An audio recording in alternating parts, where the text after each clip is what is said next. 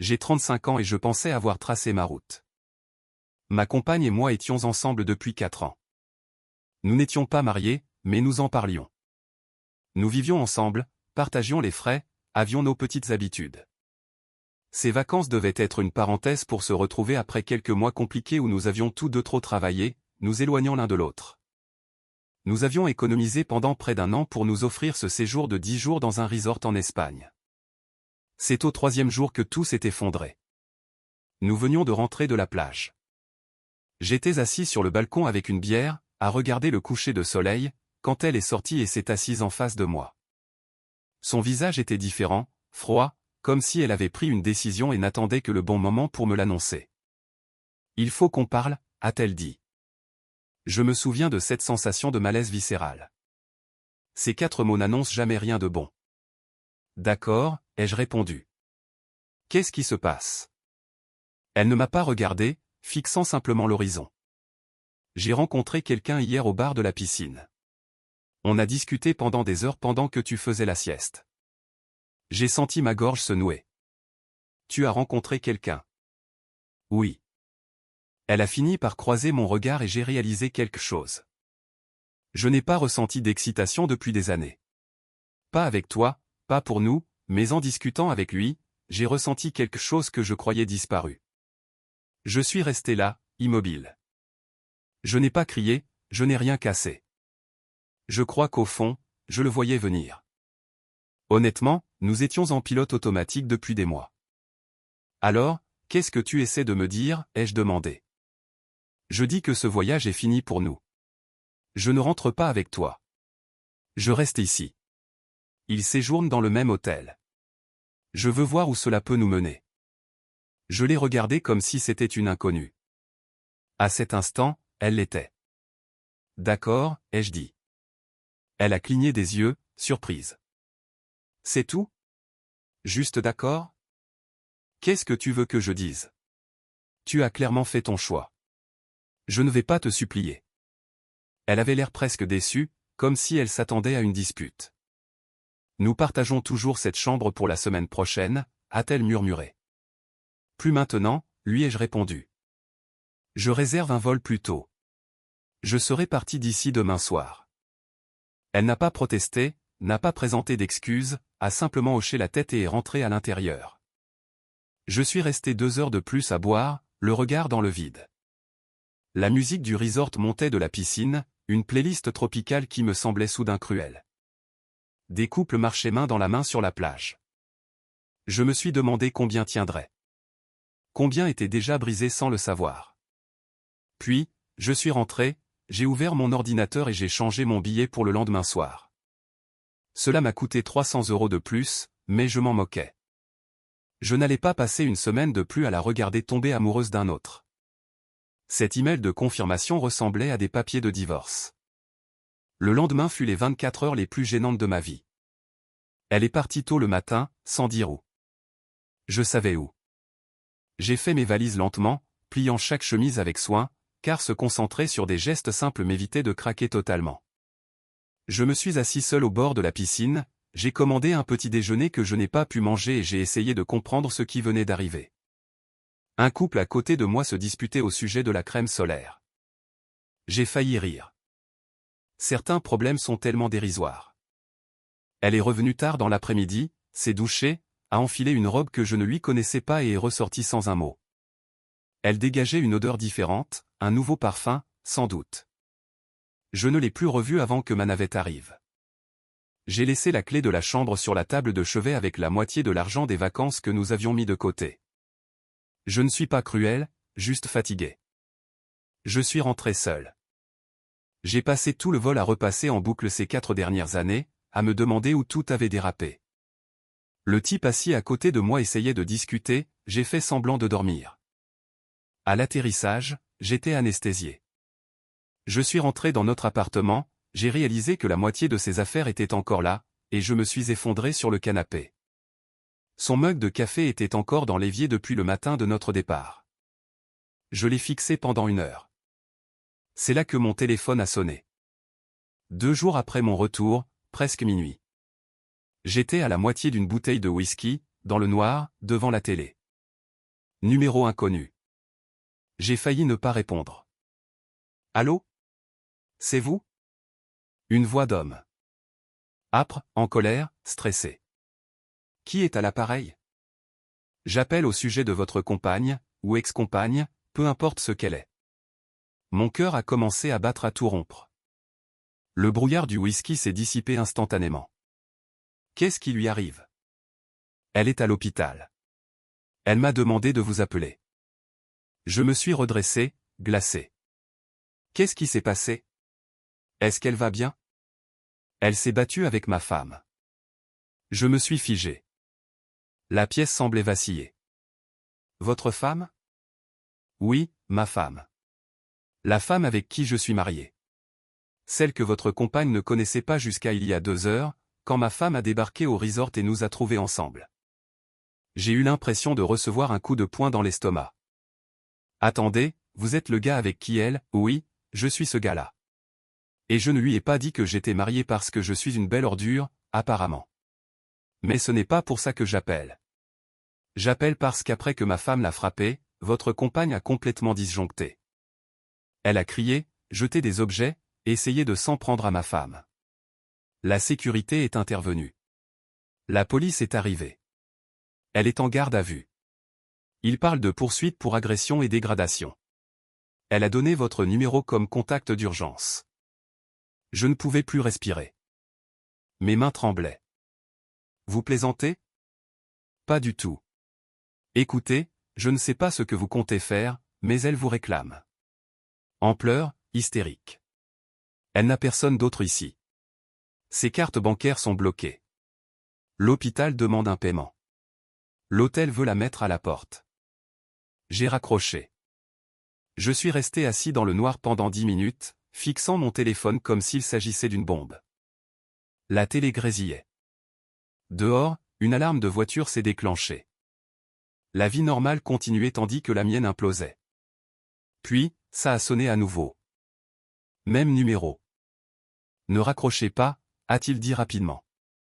Elle a vraiment besoin d'aide. Elle est dans un pays étranger sans argent et risque des ennuis judiciaires. Je ne peux pas l'aider. Ma femme est en train de perdre la tête. C'est un désastre. Ce n'est pas mon problème, ai-je dit. Ma voix sonnait étrangement. Calme. Morte. Elle a rompu. Elle vous a choisi. Elle n'a qu'à se débrouiller. Mec, je comprends, mais j'ai raccroché à nouveau. Bloqué le numéro. Me suis resservi un verre. Mise à jour 1, je n'ai pas dormi de la nuit. Je n'arrêtais pas d'imaginer qu'elle était seule, terrifiée, dans un hôpital ou un poste de police. Une partie de moi se sentait mal, la partie humaine, celle qu'il avait aimée pendant 4 ans. L'autre partie pensait qu'elle avait fait son lit et qu'elle devait se coucher dedans. Cette partie-là était plus forte. Vers 3 heures du matin, j'ai reçu un SMS de son numéro.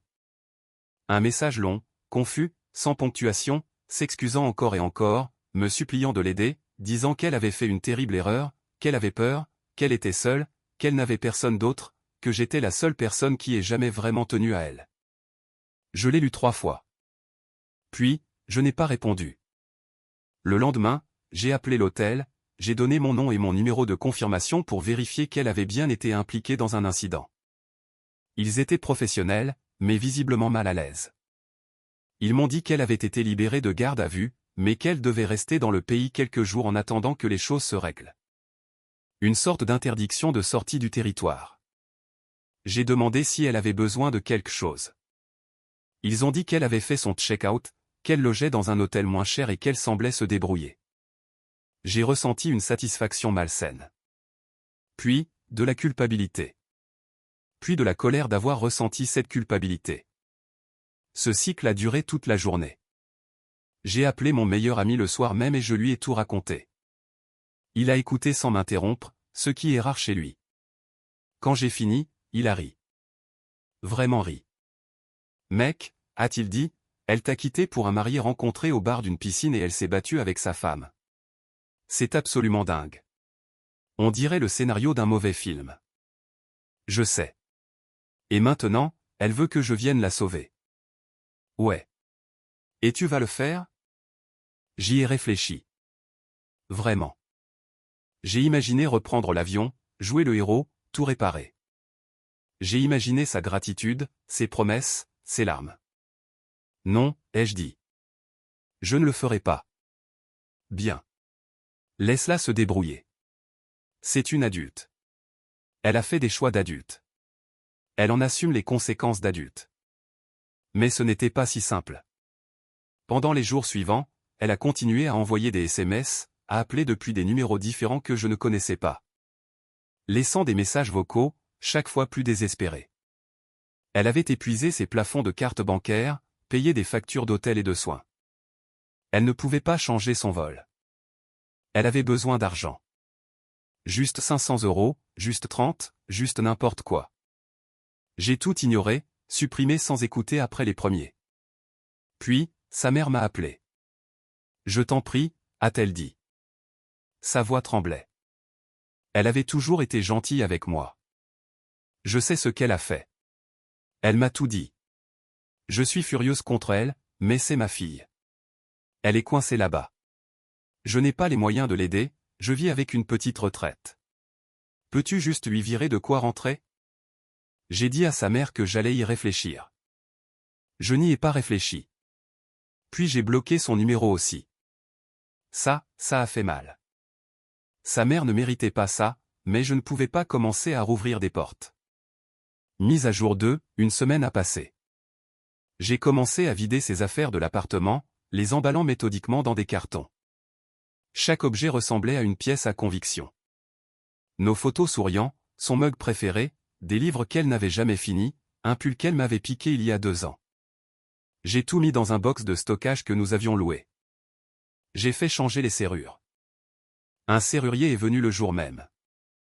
Je sais que ça semble froid, mais je ne voulais pas qu'elle revienne et fasse comme si de rien n'était. Je ne voulais pas rentrer chez moi et la trouver dans notre lit en train de pleurer. Puis, j'ai reçu un message Facebook d'une inconnue, une femme. Sa photo de profil montrait une femme dans la quarantaine, souriante, avec 2 enfants.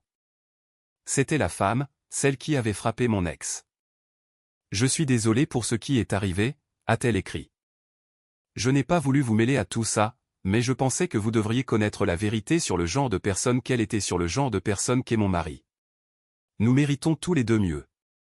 Elle m'a envoyé des captures d'écran, des messages entre son mari et mon ex, des dizaines. Ils se parlaient depuis des semaines avant le voyage, avant même que nous ayons réservé les vacances. Il avait clairement menti sur sa situation. Lui avait dit qu'il était un homme d'affaires voyageant seul. Elle lui avait envoyé des photos, des messages flirt, des plans de rencontres, des fantasmes de fuite ensemble. Mais il y avait plus. Il s'avère que mon ex lui avait dit que nous avions déjà rompu avant le voyage. Que j'étais juste un ami voyageant avec elle parce qu'on ne pouvait pas être remboursé, qu'elle était totalement disponible et impatiente d'être avec lui, que j'étais possessif et qu'elle était enfin en train de s'échapper. J'ai fixé ces messages pendant longtemps. Mon café était devenu froid. Le soleil s'est couché derrière ma fenêtre.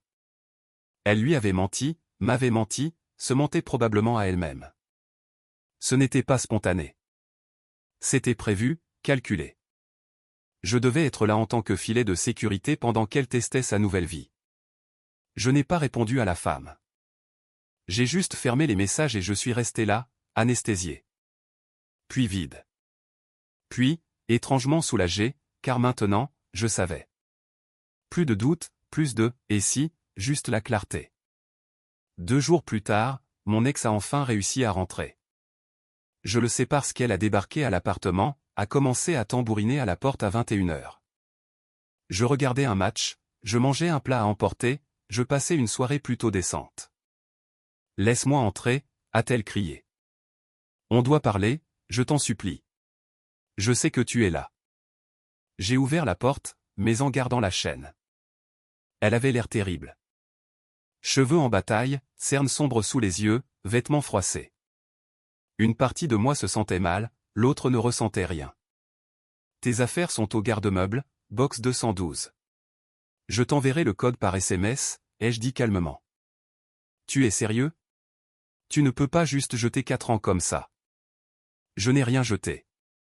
C'est toi qui l'as fait au 3e jour de nos vacances. J'ai fait une erreur. Je suis désolé. J'étais confuse et idiote et je ne sais pas ce qui me passait par la tête. Et tu as menti. Tu as dit à ce type qu'on avait déjà rompu. Tu planifiais ça avant même qu'on monte dans l'avion. Son visage est devenu pâle. Sa bouche s'est ouverte, refermée. Qui t'a dit ça? Peu importe. C'est vrai, n'est-ce pas? Elle n'a pas répondu. Elle est juste restée là, les larmes coulant sur son visage, le mascara qui coulait. Elle avait l'air jeune, soudainement perdue. Mais ce n'était plus mon problème. C'est fini, ai-je dit. Ne me recontactez plus. Je suis sérieux. Je prendrai une ordonnance restrictive si je dois le faire. Tu ne penses pas ce que tu dis. Tu m'aimais. Je t'aimais. À l'imparfait. Cette personne n'existe plus. J'ai fermé la porte.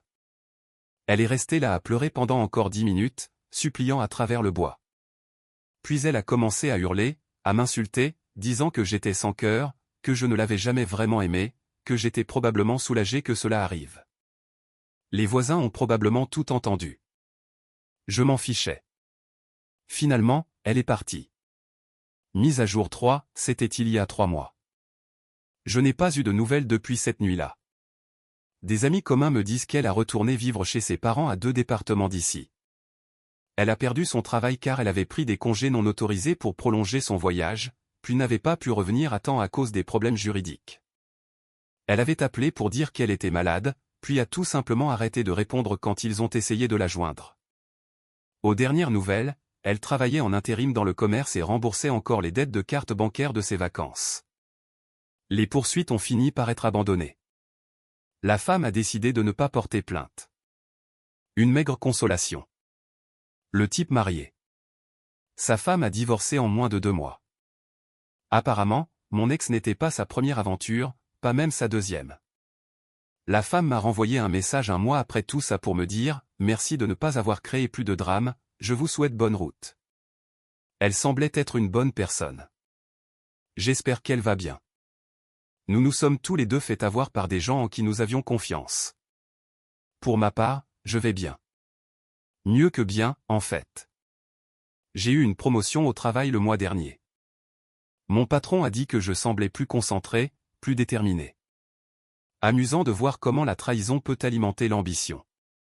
J'ai commencé à aller à la salle de sport régulièrement, et j'y prends plaisir. J'ai repris des hobbies que j'avais abandonnés il y a des années. La guitare, la photographie, des choses que j'avais arrêtées parce qu'elle trouvait ça ennuyeux. J'ai commencé à voir quelqu'un de nouveau il y a environ 6 semaines. Rien de sérieux encore, mais c'est agréable. Elle est gentille, honnête, directe. Nous nous sommes rencontrés dans un café. Elle a renversé sa boisson sur mon ordinateur, s'est excusée platement, a proposé de m'en acheter un nouveau. J'ai dit que ce n'était rien. Il était vieux de toute façon. On a ri. Elle a demandé si elle pouvait plutôt m'inviter à dîner pour se faire pardonner. J'ai dit oui. L'exact opposé de mon ex, sur tous les points importants. Je pense encore à cette nuit sur le balcon, parfois. À la façon dont mon ex m'a regardé quand j'ai juste dit « d'accord ». Je crois qu'elle s'attendait à ce que je me batte pour elle, à ce que je fasse un grand geste, que je supplie, que je pleure et prouve que je tenais à elle, à ce que je lui montre qu'elle comptait assez pour que ça me fasse mal. Mais voici ce que j'ai appris, on ne peut pas forcer quelqu'un à rester, et on ne devrait pas avoir à le faire. La bonne personne n'aura pas besoin d'aller chercher de l'excitation avec des inconnus au bar d'une piscine. Elle la trouvera avec vous. Dans les moments calmes, dans la vie quotidienne que vous construisez ensemble, dans la routine du café du matin, dans la façon dont elle rit à vos blagues stupides, dans le confort de savoir que quelqu'un vous a choisi et continue de vous choisir. Mon ex m'a envoyé un SMS la semaine dernière. Juste 2 mots, je suis désolé. Je n'ai pas répondu. Il n'y a plus rien à dire. Désolé, ne répare pas une trahison. Désolé, n'annule pas les mensonges. Désolé, ne me rends pas le temps perdu ni l'avenir que j'avais imaginé. Certaines personnes entrent dans votre vie pour vous apprendre ce dont vous ne voulez pas. Elle m'a appris ça. Et honnêtement, j'en suis reconnaissant, parce que maintenant je sais exactement ce que je cherche. Et ce n'est pas elle. Ce n'est pas quelqu'un qui me voit comme une option, comme un plan B, comme le choix de sécurité pendant qu'elle explore des possibilités plus excitantes. Dernière mise à jour, cela fait maintenant 6 mois que tout est arrivé. J'écris ceci parce que quelques personnes m'ont contacté après ma dernière publication pour savoir comment les choses s'étaient terminées, des inconnus qui avaient suivi mon histoire. C'est étrange de penser que d'autres personnes se soucient de mon bazar. La femme dont j'ai parlé, nous sommes toujours ensemble. Ça fait 4 mois maintenant. Son prénom, eh bien, ça n'a pas d'importance ici, mais elle est réelle. Nous venons de réserver des vacances ensemble, en fait. Un autre hôtel, un autre pays, tout est différent. Et cette fois, je ne m'inquiète de rien, parce que je suis avec quelqu'un qui veut vraiment être avec moi, qui me dit quand elle est malheureuse au lieu de trouver quelqu'un dans mon dos, quelqu'un qui pense que construire quelque chose de vrai est plus excitant que de courir après un fantasme. Mon ex a essayé de me recontacter encore une fois il y a 2 mois. Elle a envoyé un long email expliquant tout de son point de vue. Comment elle se sentait inassouvie depuis plus d'1 an. Comment elle avait fait des choix terribles. Comment elle aimerait pouvoir tout effacer. Comment la thérapie l'aidait à comprendre pourquoi elle sabotait les belles choses. Comment elle avait mûri. Comment elle savait que je la détestais probablement, mais qu'elle espérait qu'un jour je pourrais lui pardonner. Elle a demandé si nous pouvions nous voir autour d'un café pour discuter. Juste discuter. Elle voulait clore le chapitre. Je l'ai lu 2 fois, j'ai laissé passer une journée, puis je l'ai supprimé. Certaines personnes méritent une seconde chance. Certaines méritent une réconciliation. Mais parfois, la meilleure chose que vous puissiez faire pour vous-même est simplement d'avancer sans regarder en arrière. Sa guérison n'est pas ma responsabilité. Ce n'est pas mon travail. J'ai passé 4 ans à essayer de la rendre heureuse. C'est fini maintenant. Je ne la déteste pas. Je ne lui souhaite rien de mauvais. J'espère qu'elle trouvera de l'aide. J'espère qu'elle résoudra ce qu'elle a besoin de résoudre. Je ne pense juste plus à elle. Et cela, plus que tout, me confirme que j'ai fait le bon choix cette nuit-là, quand j'ai dit « d'accord » et que je suis parti. La vie est trop courte pour la passer avec quelqu'un qui vous voit comme un plan B. Comme la personne avec qui ils se contentent quand leur option excitante ne fonctionne pas. Je mérite plus que ça. Nous le méritons tous. Je suis plus heureux maintenant que je ne l'ai été depuis des années. Mon appartement est à moi. Ma vie est à moi. Mon avenir est à moi. Et je le construis avec quelqu'un qui m'a choisi en premier, pas en second. Pas comme un filet de sécurité. En premier. C'est la fin dont j'avais besoin. Pas celle que j'avais prévue, mais celle que je méritais. Parfois, la meilleure vengeance, ce n'est pas la vengeance. C'est juste de bien vivre, d'avancer, d'être sincèrement heureux, de lâcher prise complètement et de trouver quelque chose de mieux. J'ai trouvé quelque chose de mieux.